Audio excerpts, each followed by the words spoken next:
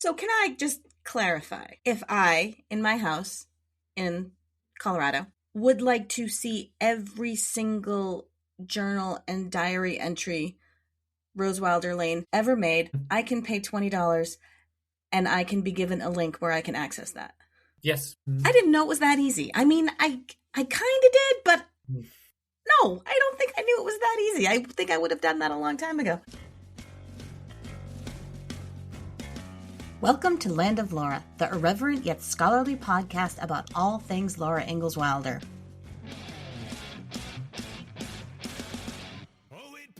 Perhaps you've heard on this podcast that the word Hoover is shorthand for the Herbert Hoover Presidential Library and Museum in West Branch, Iowa. Anybody who has had any occasion to poke behind the scenes of the Little House books is aware that the Hoover Library is home to the largest collection of Laura Ingalls Wilder and Rose Wilder Lane primary research materials. The man behind the archival curtain at Hoover is Spencer Howard. Researcher and friend of the pod Eddie Higgins and I asked Spencer to the podcast to tell us all about the Wilder Lane collection at Hoover and how all of us can access the information in this richest of resources in the Laura Ingalls Wilder world. Land of Laura, we are in the midst of celebrity today. We have Spencer Howard, archivist for the Herbert Hoover Presidential Library and Museum in West Branch, Iowa. Welcome, Spencer. Glad to be here. We also, from the great state of Iowa as well, have friend of the pod, Eddie Higgins. Less of a celebrity. Hello, Sandra. Thank you both for being here. Spencer, we typically start episodes by asking guests about their Laura Ingalls Wilder origin story. What I'd like to know is, what was your relationship, shall we say, with the Little House books and Laura Ingalls Wilder before you started working at the museum? Well, I actually enjoyed the books as a kid. I was a big reader of all kinds of books. And one of the things my mother encouraged me from an early age was to read all kinds of books, including ones that might be considered girls' books or things like that. I'm not sure if Laura quite falls into that category. I don't remember that there was a whole lot of exposure to Laura in my schools. I do remember, I think it was my third or fourth grade teacher did have a reading time, and that one time it was one of the Laura books, but I already knew it. It was already one I'd read. Mm-hmm. But I read the whole series at least twice as a kid, and I enjoyed them. I wouldn't say I was a huge fan. And of course, I'm also the right age that I watched the television show, which I enjoyed at the time. And now when I look back at it, I think, how in the world did anybody think that Southern California looked like Minnesota? And in any event, I considered myself Laura, not a fan, but certainly a friend, I guess. And when I started working at the library and discovered that Rose Wilder Lane's papers are here, I discovered can I call it a dirty little secret? Of course. There was only one other person on the staff who had read all the books. Some of them had never even cracked one open. And so overnight, I became the Laura expert just because I knew all the books. That is fantastic. So how and when did you come into your job at the library? So I started at the Hoover Library in August of 2003. Before that, I worked at the Wisconsin Historical Society, primarily doing photo preservation work. I worked on a glass plate preservation project. And before that, I worked at the State Historical Society of Iowa in Iowa City. I got started there when I was in grad school.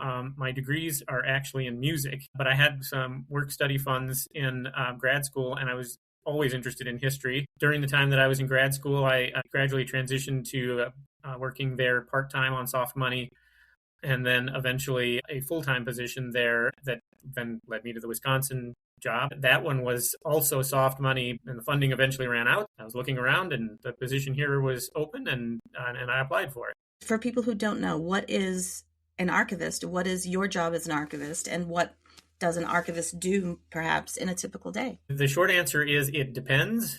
I mean, an easy kind of introduction is, well, it's sort of like a librarian, except that we take care of documents or photos rather than books. But it can be way more complicated than that, and especially in today's world where so much is digital. You can have an entire career with never touching a piece of paper, I suspect, in today's world. Here at the Hoover Library, we're still firmly rooted in the 20th century, and paper and photographs and physical media are still our thing. But there are all kinds of archives government archives, corporate archives, church archives, or organizational archives of various kinds. And depending on what sort of archives you work at, you're going to be working with different kinds of materials, different users. But it really boils down to figuring out how to organize collections of papers and documents. Here at the Hoover Library, we're part of the National Archives system, it's a federal agency whose main job by far is to manage records of government agencies, really boring stuff. Presidential libraries are a part of the National Archives system, but a kind of a very different animal. What is the difference between a regular library and a presidential library? Well, so a presidential library isn't a library. Let's just say that. Let's get that out of the way. Presidential libraries are archives. All of the presidential libraries to this point that are part of the National Archives system are an archives and a museum. And the idea was invented by President Franklin Roosevelt in the late 1930s, towards the end of his second term. He was elected to 4 terms. He died early in his 4th term. So halfway through his presidency, he's already thinking about his legacy and how he wants to be remembered, how he wants his things to be available to the public and to scholars. And this was really a very new idea.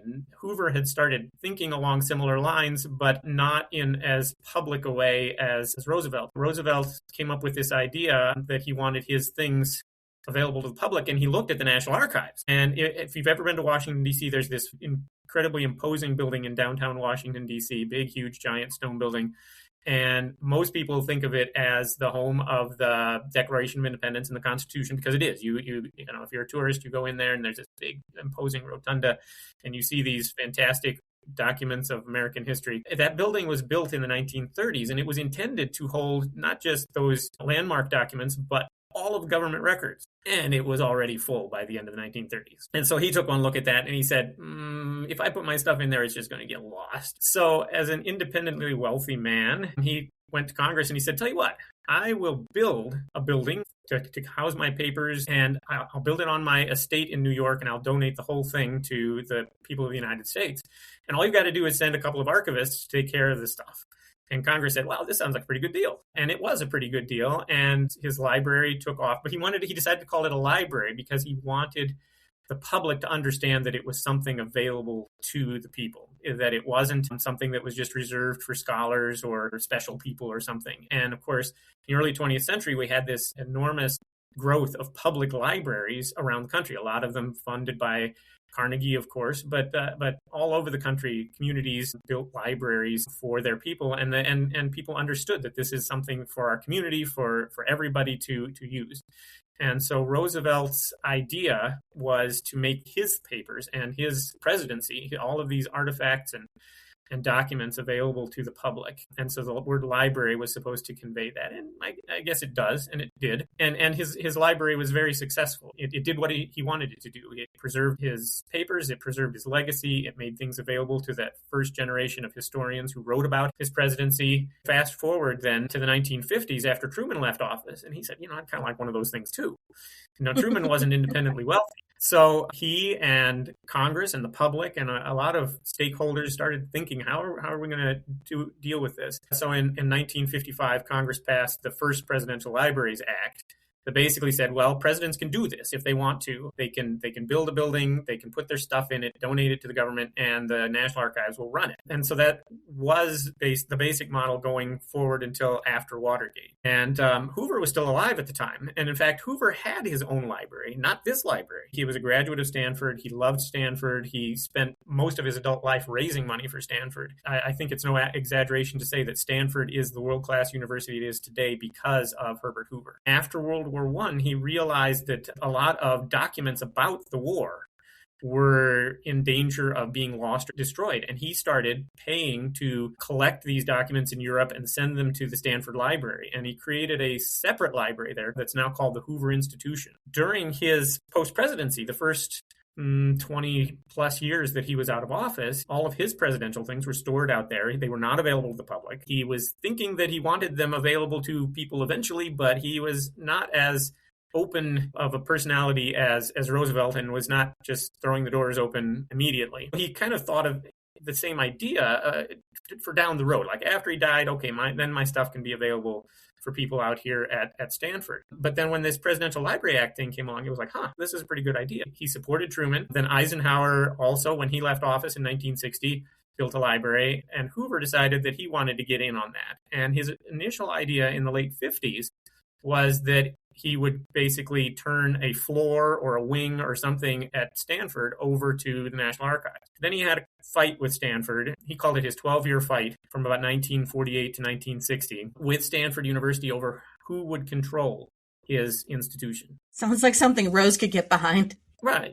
What it came down to was he was moving right politically and ideologically, and universities, including Stanford, were kind of moving left, and he was getting a little alarmed by this. And yes, this is right in Rose's wheelhouse, the kind of things that she was doing in the 50s to promote right-wing libertarian type of educational programs around the country. Hoover and Rose weren't always on the same page, but they were on similar pages for much of the 1930s, 40s, 50s. Hoover ended up deciding to send his presidential things here to Iowa. Some of his friends were building a small museum out here that had nothing necessarily to do with a presidential library, but it was just going to be a little museum here at his birthplace. And he decided that he would raise the money to convert the little museum into a presidential library. So the first part of the building was dedicated by Hoover on his 88th birthday in 1962. And they were already at that point constructing the wing to hold the documents and things. And basically the library portion, the archives, opened in 1966. But it created a big problem. When you have a presidential library, you need the president's papers, but you usually want some other folks' collections too to tell the story around the president. And so our first generation of archivists really struggled to figure out where to find collections of papers to tell other facets of the Hoover story. We have a very eclectic sort of collection for most presidential libraries. There was a journalist named Walter Trohan, a lifetime employee of the Chicago Tribune. He was an early supporter. He was involved with the committee that built the library. He was a right-wing journalist who admired Hoover.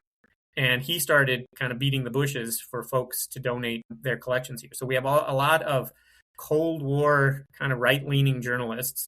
It's an odd mix. One episode in Hoover's life, of course, was that in 1920, one of his good friends in San Francisco named Charles Field, who was the publisher of a literary magazine, Sunset Magazine, decided that he wanted to help Hoover out. Hoover was thinking about running for president. And so Field decided what every presidential candidate in that era needed was a campaign biography. And so he hired one of his young writers, Rose Wilder Lane, to write a campaign biography for Hoover. And we didn't have a lot of documentation of this. There's not a lot of it that shows up in Hoover's papers. It's like, how did this happen? Our senior archivist at the time, Dwight Miller, he got a hold of Roger Lee McBride. This would have been late 1970s, I guess. And, said, we're interested in understanding more about this story. And the one thing led to another. And Roger eventually decided to donate all of Rose's collection here. So we now have the Rose Wilder Lane papers, and including all of her materials about her family and her mother and her mother's books. And Laura folks love to come and see us, and we love to see them too. Absolutely, we do love to come and see it. So, Spencer, when you got that collection, it kind of came in two chunks, didn't it? Is that right? So there was an original donation by Roger Lee McBride, and then there was a second collection that arrived. Can you tell us a little bit more about that? Well, many of our collections, including that one, tend to arrive in pieces. I suspect I'd have to pull the acquisition records, but I suspect that even the first batch that you're referring to arrived in bits and pieces over a number of years. But then at some point, I wasn't in the room, so I don't know exactly how it happened. But apparently Roger Lee McBride and Dwight Miller had a conversation and came to the conclusion that some things that should have been Rose's, family photos and other sorts of things, were at the house at Rocky Ridge in Mansfield, Missouri. And so they went down there, and Roger claimed a number of items, photos and documents and things that were in storage there, and said, no, these are really Rose's, and they were brought here and are part of the collection now. And Roger Lee McBride is Rose's kind of adopted grandson, isn't it? He was her heir, basically, inherited all of her. Eventually, yes. Yeah.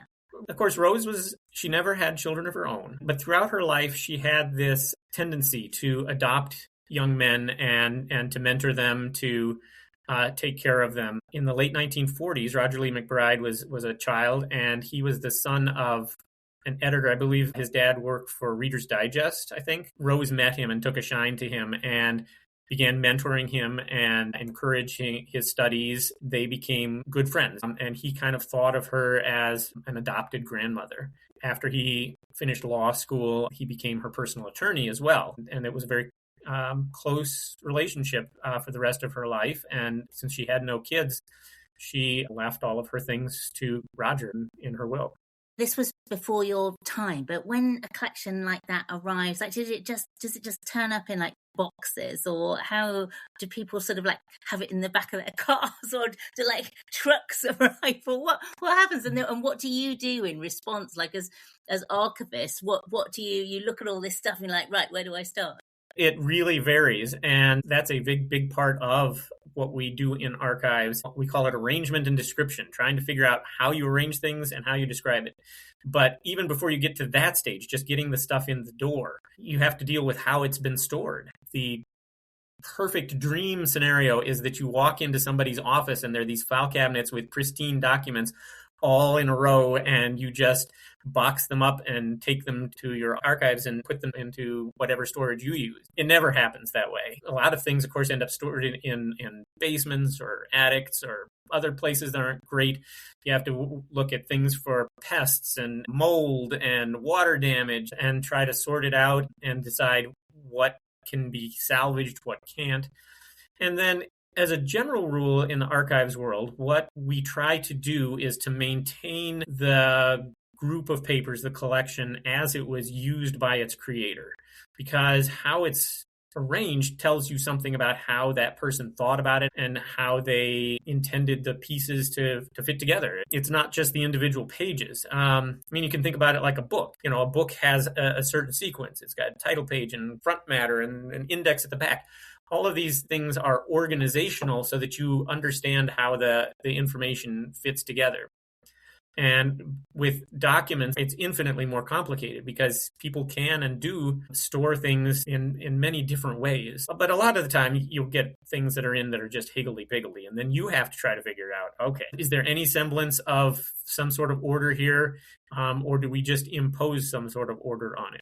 So then you get things kind of lined up. Then you start making lists and figure out where the kind of break points are in between the different sections of the collection. And hopefully you've got something usable at that point. Well, and like I said, one of the things that tends to happen, certainly with many of our collections, is the bits and pieces come in over time. They keep getting added to. And then you end up with new chunks. You're like, what in the world do we do with that? And especially, somebody like Roger Lee McBride, he was still using some of Rose's things. And so he says, here's some files on this and such that, I'd have to look at the exact record of what came in when, but I'm pretty sure that it came in bits and pieces over time. You're never done with it until you're certain that there's never going to be any more. And then sometimes it still shows up decades later, right? And one of the things about Rose's paper, she wasn't a great record keeper, and there were lots of gaps and holes. Roger had already tried to fill in some of them himself, some of her published writings, trying to gather complete sets of them. And we then followed up with some of that too. For example, some of her correspondence, like with Jasper Crane, she didn't keep a great set.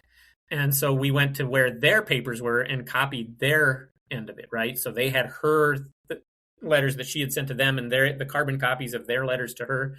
So we copied those in order to fill in the gaps in her papers. That's a kind of a questionable practice. Like I said, the first rule is basically keep it the way it was when you got it. And so fleshing out somebody's collection artificially, not all archives would do it, but that was a choice that our staff made because I assume it was Dwight primarily, thought that the papers would be more useful if some of these gaps were filled in. And you got some more papers when William Holtz wrote his biography of Rose Wilder Lane, The Ghost in the Little House.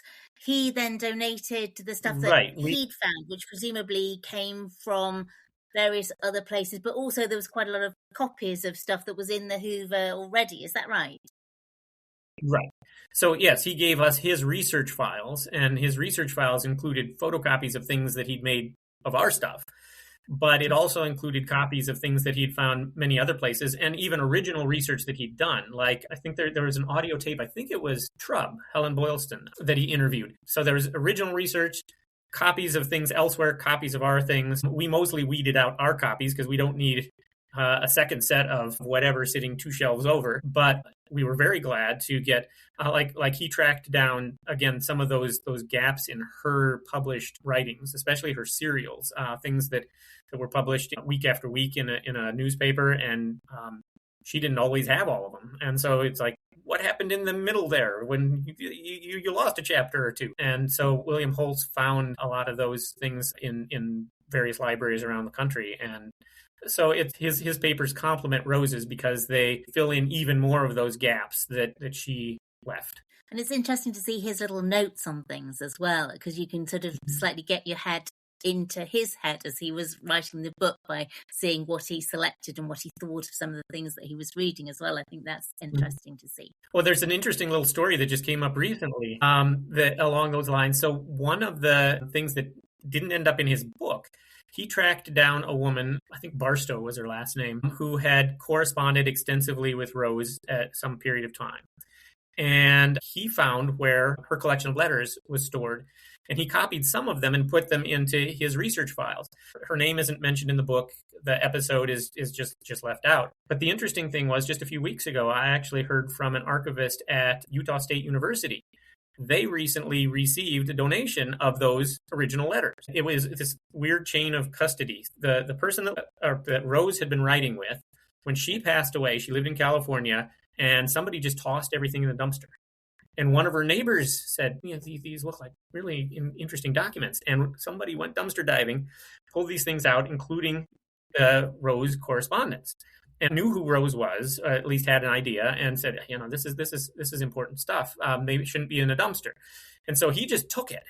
And when he passed away, he left it to his sister. And his sister is the one who donated it to Utah State University. And so this archivist was like, we've got these letters. They're really interesting.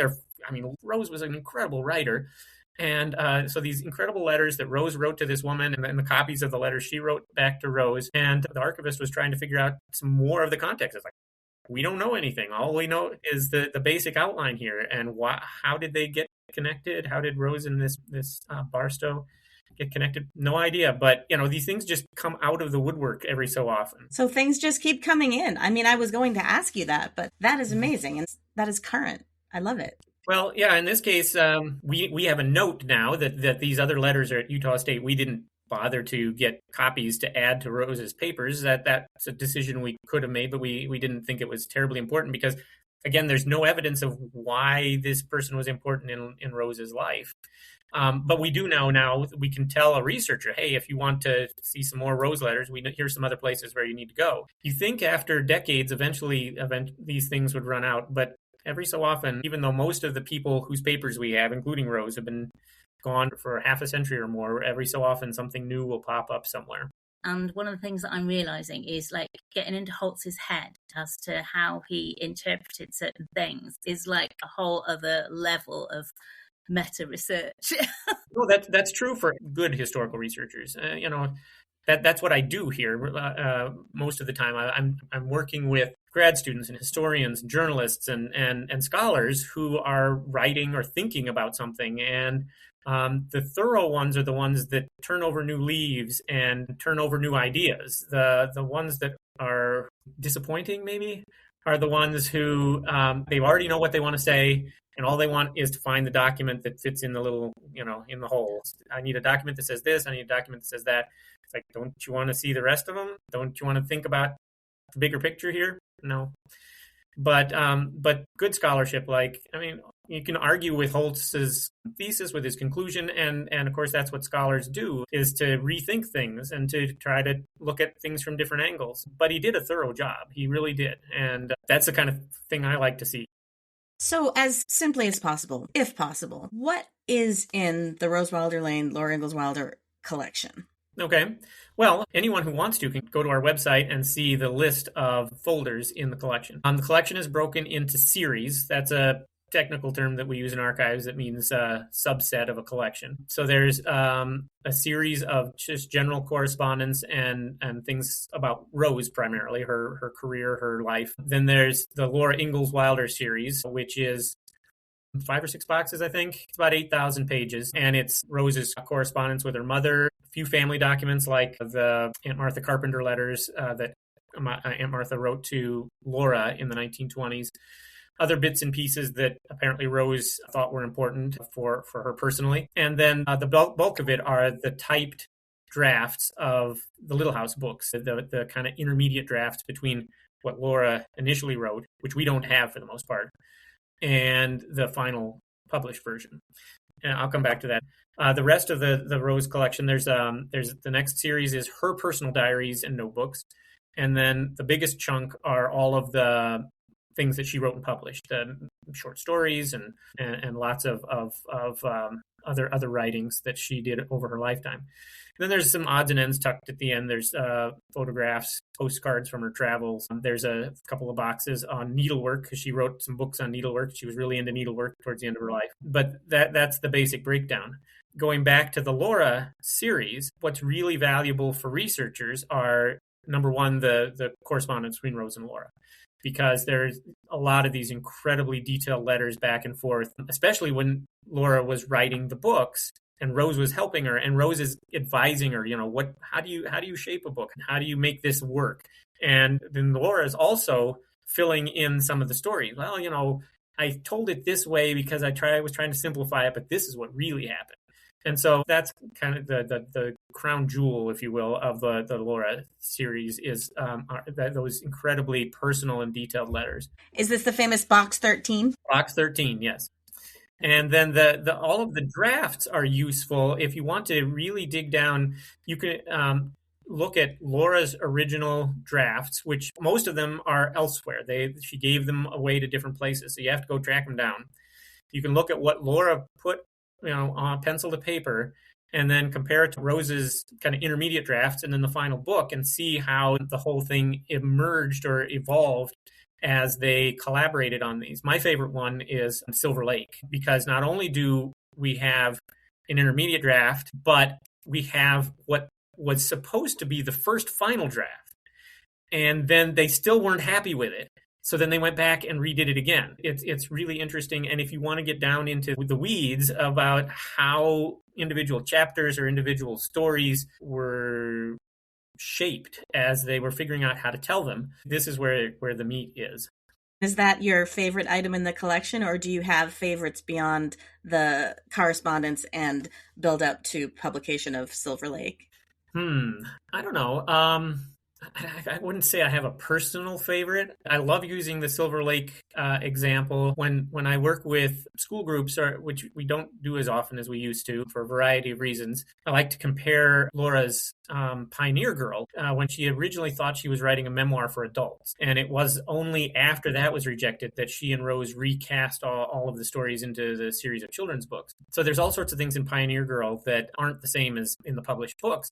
Some things that were left out, especially like the time period that they lived in Iowa. There's an episode about Laura and the school teacher and the bullies. If you think, well, what does that have to do with Laura? That's in Farmer Boy. Well, yes. What happened was that when they were working on Farmer Boy, Almanzo didn't have enough material to fill out a whole book. And so Rose just went back to Pioneer Girl and mined some of Laura's stories and retold them as if they were Almanzo. And so the teacher and the bully, I like to put in front of kids it's 2 pages probably typed of Laura's version, what she remembered as a child, and then the version in Farmer Boy, and talk about what's the difference between historical fiction and memoir. And depending on the age of the group, you can get into all kinds of discussions about that. And that happened in Baroque, didn't it? Oh, yes.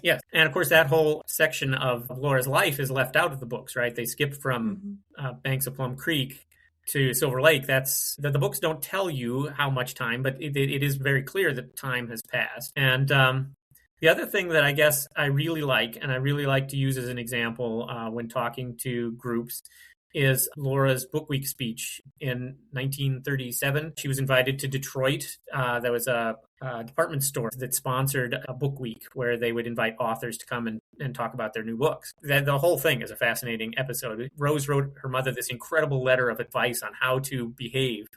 in Detroit, which by itself is just incredibly fun and such a scream.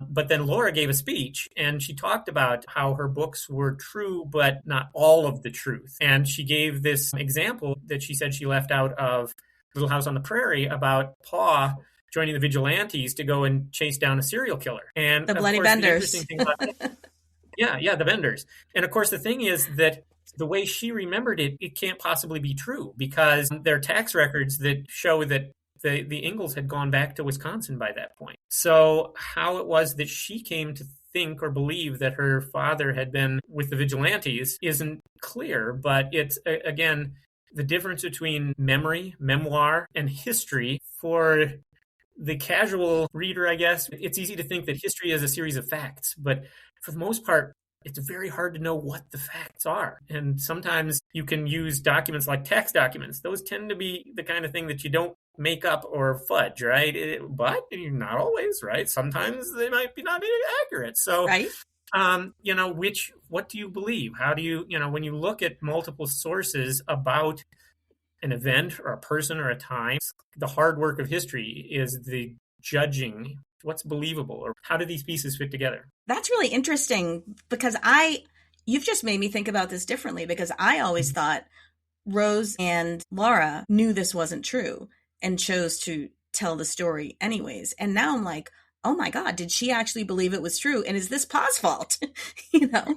Well, my personal theory, and this is just my personal theory, is that when they went back to Wisconsin, Laura would have been about 4 or 5, I think. I don't remember her exact age, but somewhere around there. And the Benders were national news. So my theory is that Pa, Ma read in the newspaper this about the Benders, and then they talked about it in front of the kids. Or maybe they thought the kids were asleep and talked about it, right?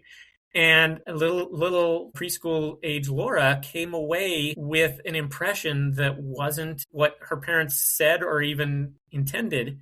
But that's the way children's memories are, right? They pick up things, they invent things to fill in gaps, things they don't understand. And a lifetime later, this was what I think she believed to be true. But maybe she didn't. Maybe you're right. Maybe Rose and Laura just invented this for color. I don't know. That's the thing. You can only work with what you have, which is what the words that people say or write, and then try to figure out what's really behind it. Eddie, you do research at Hoover quite a bit. Do you have a favorite piece of research there? Well, the tablets of the first 4 years, as we've come to know it, are amazing to see. I can never get enough of seeing things just actually in Laura's own handwriting. The pencil written tablets. Exactly, on the tablets. And I think there's such a lot of interest that's been talked about in your podcast before as well about when was that written, what did Laura have in mind at the time, and so on. So I think that's fascinating. But lately I think I've become particularly obsessed with Rose's diaries because they're just such a fascinating mix of what was going on in her head.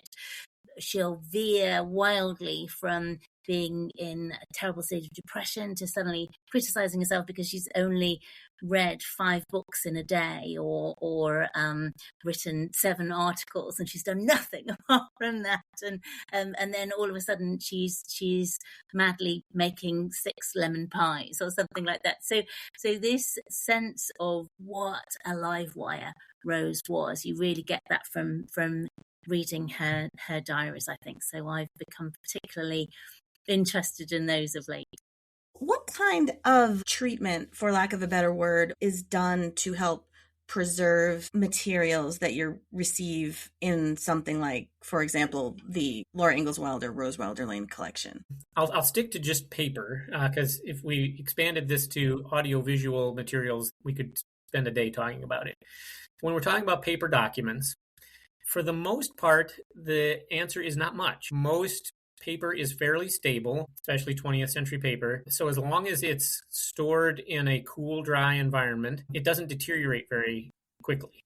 We make sure that there are no pests or mold or anything on the paper. put it into archival folders. It's a special kind of cardboard that has sort of a chemical that absorbs acid if there's acid in the papers, and put them in a box. And that's basically it for most things. There are a few exceptions, and Rose's collection exhibit these. The first one is that some kinds of paper are more fragile than others. Poor quality acidic paper like newsprint or similar kinds of paper age very quickly. And I mean, you've probably seen it if, leave a piece of newspaper sitting around in the sun, it turns brown within weeks easily. And that's because of the acid in the newspaper. That newsprint is a very cheap kind of paper. So with things like news clippings, that's an issue. Rose also used really cheap paper, kind of like newsprint, for her carbon copies of the letters that she would write. Those, as they age, not only do they turn brown, but they start getting brittle. They start like cracking. In the case of Rose's papers, there's a lot of this in there, especially the correspondence that is more frequently used. We have photocopied those brittle brown pages. And so can I just ask really quick, she copied her own letters that she sent to people? Yes, Rose typically typed her letters, and just as out of habit, because of what she did as a writer as well, she always made a carbon copy.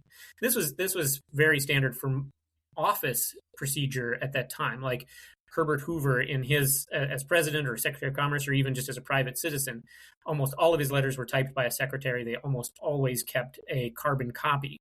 And that's fantastic for historians because it means that there were at least 2 copies of everything that was written. And hopefully one of them has survived and you can find it. And that's true for Rose. So like when she would write letters to her mother, she usually typed them.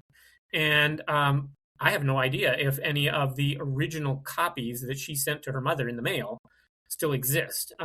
If they do, they're probably at Rocky Ridge. I doubt that many of them did because Laura, being incredibly frugal, often used old letters, the back of old letters, as scratch paper. So I would not be surprised if she used Rose's letters as scratch paper. But we know what Rose wrote because she kept carbon copies of them. And when you say carbon copies, are you talking about what I remember as you peel it off? No, the way that she did her carbon copies, there are different ways of doing it. But the way that Rose did it is that she would put in her typewriter, she'd put the front page, a piece of carbon paper. It's like tissue paper with ink on it. With the ink away from the front page, and then a second sheet of paper, and then she'd roll it into the typewriter and type. And so then the main typing would be typed onto the front page, but then a copy would be made onto the back page by striking through the carbon paper. Both copies of, in her case, were typically not great quality paper. She used cheap paper. But sometimes her front paper, especially if she was writing to like a formal letter to a publisher or something, she had stationery, that said Rose Wilder Lane at the top or whatever, different types of stationery at different times in her life.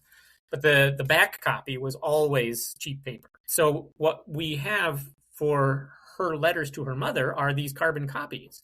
And so we get both sides of the conversation. We get the letter that her mother hand wrote and mailed to her daughter. And then we have the carbon copy of Rose's letter to her mother.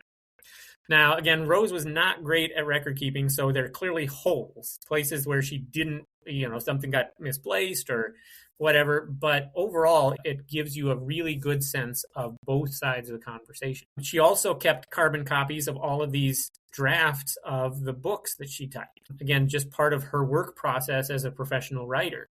And those are also, for the most part, on the same poor quality paper. And the correspondence in particular, since it gets looked at and handled more often, some of it was starting to fall apart. And so what we did is we photocopied. We still have the originals, and we keep them stored separately. And if someone needs to see them, they can see the original. But for the most part, when a researcher comes into the library and they're looking at Box 13, say, what they're going to find are mostly Laura's original letters and then photocopies of Rose's carbons because the carbons had gotten too fragile. And this is just sort of a case-by-case kind of thing. We haven't done it for everything in her collection. Some of the items are in better shape. Some of them don't get handled as much. But this is kind of a process that we can and often will do in order to make sure that something doesn't get completely destroyed or completely fall apart. Now, for scans, when we scan the letters, we scan off of the originals. So if you are looking at, or if you purchase from us, scans of any of the documents in the collection, they are scanned off of the originals, with a very few exceptions where the original doesn't exist anymore, because it did just fall apart or it's just not retrievable. But I think that's maybe half a dozen pages in the whole collection. The other thing that you can do, and it's incredibly expensive, is laboratory treatment of this old paper. The one thing that we have done this for in the Rosewater Lane papers are the tablets for the first 4 years. Those 3 tablets, they were just dime store tablets. It's cheap paper again, fairly acidic. And when they came to us in the 80s-ish, I don't know the exact date they arrived, and our staff realized that this was, a really important artifact in the entire collection. We found a donor who gave the money to have it professionally treated. So we sent the 3 tablets to a conservation lab, and they were treated chemically to remove the acid from the paper. And then all of the edges where they were starting to chip or crack were taped with an archival tape just to reinforce those edges so that the cracks or tears wouldn't get any worse. And then the conservator also made a custom box, kind of a 3-fold that holds the 3 tablets. But that cost at the time, my vague recollection is it was like $1,500, and this was 40 years ago. So you can't do thousands and thousands of pages. It's just not viable. You can spend that kind of money on something that's really extraordinary, and those tablets they are really a key artifact in the whole story of the Little House books and Rose and Laura's relationship. And so we invested in that. But otherwise, for the most part, 20th century paper, you just make sure that it's not in any danger from pests or environmental hazards or whatever. Put it into acid-free folder, put it on a shelf, and it will sit there for hundreds of years. So if a researcher like Eddie, or anybody really, if anybody wants to access the materials in the collection, can you tell us how they do that, and can you separate it out between in person and remotely? Sure. Well, we love to see people in person. We love to meet you and talk to you and help you with your research and get you into the actual documents. I mean, there really is no substitute for seeing the actual documents. Anyone who wants to, and we're part of the National Archives. We are a federal agency. We are funded by your tax dollars. We belong to you. Everyone is welcome at the library. If you're interested in doing research, we ask that you contact us ahead of time to make an appointment. Mostly, we have a very small staff, so it's mostly to make sure that we've got somebody around when you come. So then we will ask you to fill out a registration form. It's basically name and address and such. Show a form of ID. And then there's a brief little slideshow that the National Archives has put together about how to handle documents carefully. You can do that at home before you come. We can send you the link to that, or you can do it when you arrive. And then you're welcome to look through these original documents. What you do in the research room is there's a form that you fill out. Actually, most of the time, I just fill it out for you. If you say, I want box 13, write down box 13, and I go and retrieve it from the stacks for you. And then you are welcome to look through the documents. As long as you are handling them carefully and respectfully, you are welcome to do that. If you can't come to the library, we can provide things to you electronically. Now, a lot of the Laura stuff we have scanned. Many of our collections we have barely gotten started. But because Rose and Laura are so popular and frequently used, a large number of folders in the collection have been scanned. And we can share that list with you as well. And if you are interested in those electronic copies, the basic fee is $20. It's just a minimum order fee. It's basically a handling fee that the National Archives requires. And then we can send you any or all documents from any particular series. So like the Laura Ingalls Wilder series, anything that's scanned in there, that's a $20 fee. Or if you want all of Rose's diaries and notes that Eddie was talking about, every single one of those notebooks has been scanned. And so for that $20 handling fee, we can send them to you. And just to clarify, it's $20 is per series. So Yes. So because all the notebooks and diaries are in one series, that's why it's $20 Yep. to get all the diaries. But it wouldn't be $20 to get everything that they have. And it's pretty clear, like this series contains this series Yes. contains that. Yes. Excellent.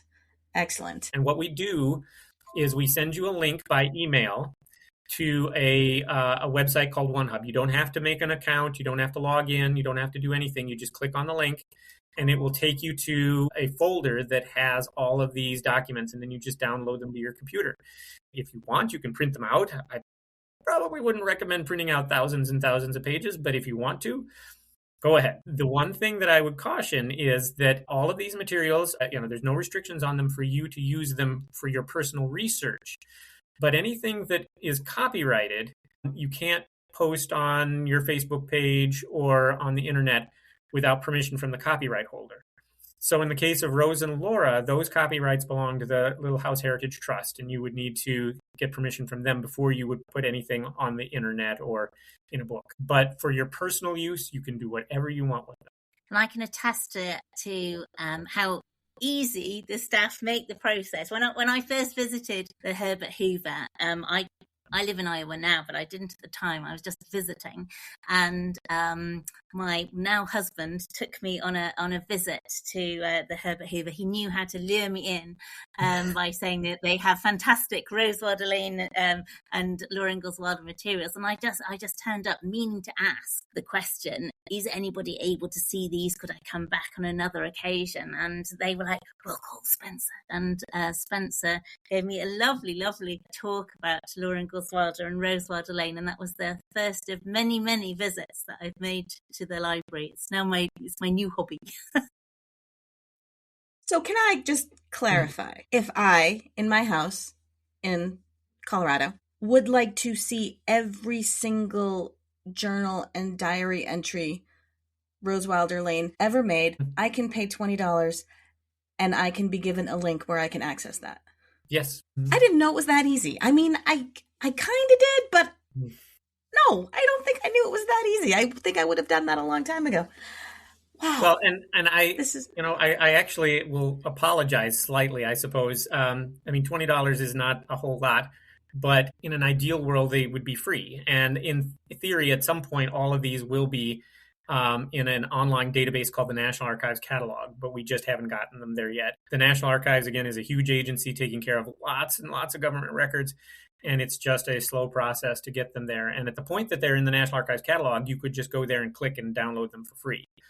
Hasn't happened yet. And as soon as it does, we will stop collecting $20 from everybody. But right now we have to use this OneHub method. For each individual order, we have to basically upload what you request to OneHub, and then you download it. And it's pretty simple, and it's certainly a lot cheaper than flying to West Branch from, say, Seattle or London. But again, there's no substitute for seeing the originals if you can make it here. Is there a specific URL that we can point listeners to start their archive access? Our main website for the Hoover Library is hoover.archives.gov. And if you click on the research link, that will lead you to all of the information about the archives and our collections. There's a link to contact an archivist. That's the important one, because as soon as you send us an email, I will be happy to help you with any questions that you have. As I alluded to before, you are kind of famous because anybody who has read any books written by any Laura Ingalls Wilder scholars, and I don't know if you can see, but I have my library of books behind me, it seems like you are very frequently listed as a hero, well, that's my word, in the acknowledgments of these books. What is that like? Well, it's very nice. It's very kind of folks to acknowledge archivists that put these things in front of them. I'm not the one writing the book, so I can't really take credit for it. But I'm very happy to help writers access the materials that they need. As I think I mentioned earlier in our conversation, it's really gratifying when researchers show up and they want to see something new. They want to think about something in a new way, or connect things in a way that hasn't been thought about before. The documents aren't changing. They're just sitting on the shelf waiting for people to look at them. But there's so much complexity. These women's lives were so complex. The whole thing is there's just a lot to be said. And it never gets old when researchers show up and start asking questions, poking around. It's like, I know where you can find that, or I'm not sure, but take a look at that folder. Maybe it'll give you an answer. To me, that's something I really enjoy about working as an archivist. And I'm grateful when the writers then thank me for helping them. It's their work. I'm just here to help them out.